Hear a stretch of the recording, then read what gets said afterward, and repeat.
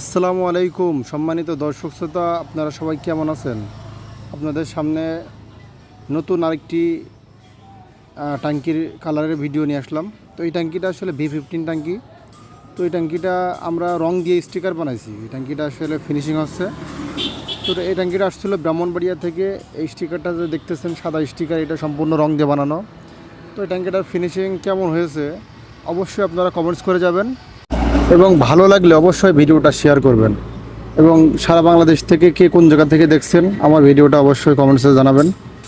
এবং আপনার ট্যাঙ্কির কী সমস্যা, দর্শক আপনার ট্যাঙ্কি কী সমস্যা সেটা অবশ্যই কমেন্টস করে জানাবেন। আমরা জানতে চাই আপনার গাড়ির কী সমস্যা।